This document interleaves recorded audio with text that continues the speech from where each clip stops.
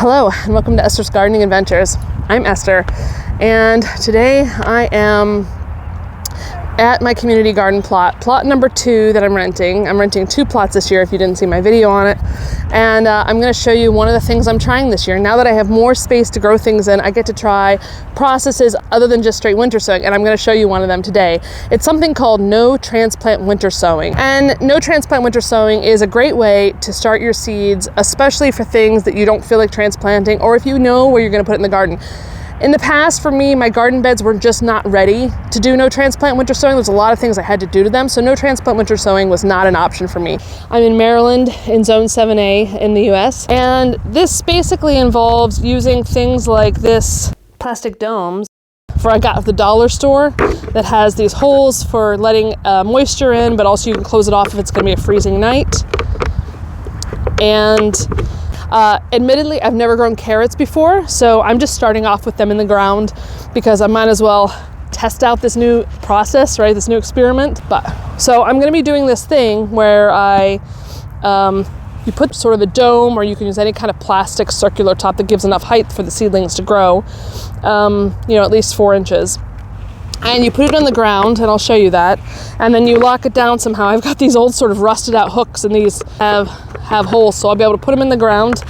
And basically it creates like a mini greenhouse for the seedlings to grow safely and handle frosts better than they might otherwise. As for what I'm going to be doing this experiment with, it includes carrots, little finger carrots, and rainbow mixed carrots, and then butterfly pea flowers. I got these through a seed swap, and I've always wanted to grow butterfly pea flowers. They're great for making a tea, a really beautiful tea, but I've heard they can't handle heat very well, so you want to get them started really early.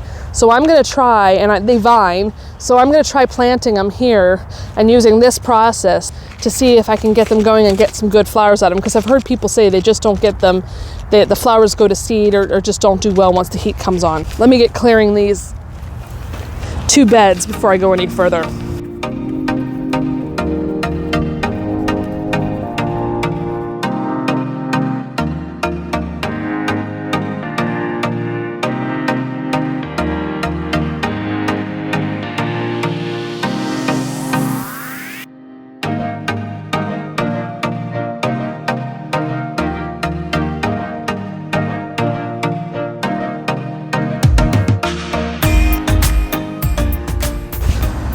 Okay, so I've cleared the bed, and that actually only took me about 12 minutes, which was awesome. One thing I wanted to mention is you're not supposed to put too much nitrogen for carrots, but I did add this all-purpose 222 fertilizer because I don't know the richness of the soil, so I just sprinkled some of that in. I know that the soil is pretty productive, but I just want to make sure that it has enough nutrients, at least at the top, for the seedlings when they get going. For this first one, really want to make sure that it's inside that dome area. Okay. I know they're supposed to be 2 to 3 inches apart, so I'm going to do 2 rows per. That's this. I'll just sprinkle the seeds, and we'll thin as we go. If we get any to grow, that'll be awesome. I think I'll do the rainbow carrots, the rainbow mix.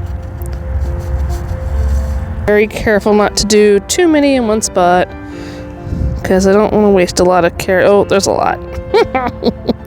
Yeah, you definitely can't do 1 seed per hole too easily with carrots. Now I know carrots sometimes need darkness to germinate, so I'm going to try this process, and then if they don't germinate, I have some boards that I have from my other garden that I can place on top to help them.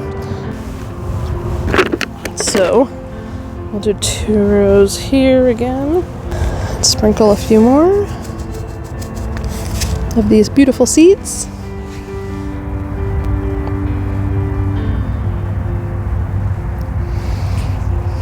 And see if we get any carrots. I'll tell you what though, it feels good to have my hands in the soil, to be working with the soil again. I mean, I love doing the winter sowing process where, where you still get to handle potting mix, but there's just something about being out in the garden and enjoying it that's fantastic. All right, I hauled some water over from the other rental garden plot number 1. And I'm gonna use, well, I thought I was gonna use my water pitcher, but that might be just more work than it's worth. I don't know. I should have thought this through a little better, I think. Doing this. Okay, it's not too bad.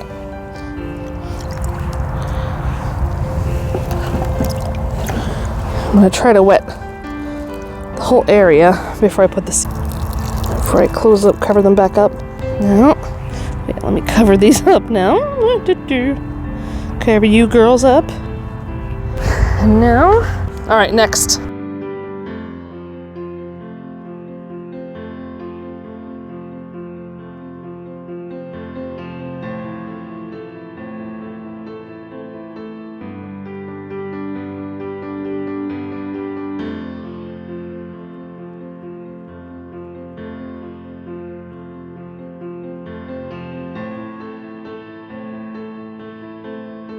I'm also going to, right here, sow some little finger carrots.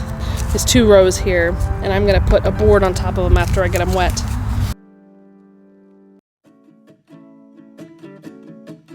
This time, instead of putting the water in first, I'm going to cover the seeds over.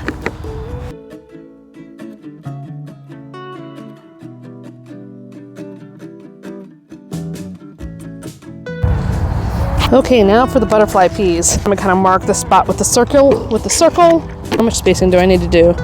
6 to 8 apart. So that means I can probably do 3 spots. How deep do I do it? It says 1/2 inch deep. Okay, yeah, so about like that.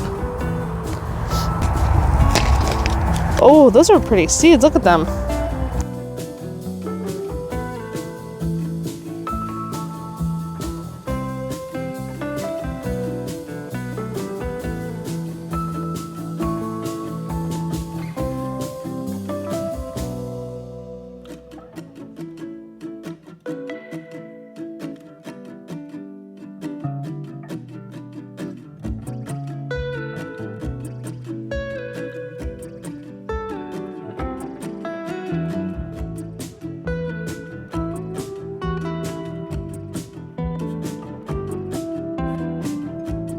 All right, it's been about a week since I was last here, and you can see how the moisture has accumulated on the inside of this. It's definitely warmer on the inside than on the outside, similar to with winter sowing and milk jugs.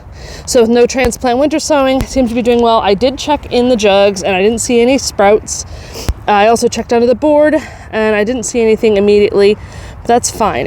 We had a couple really cold nights, so it might not just be enough time yet for everything to germinate. And it takes 14 days, so I think those green things in there are not part of what I was trying to grow. But we'll find out, won't we? That's it for this video. Thank you so much for watching, and I'll see you next time.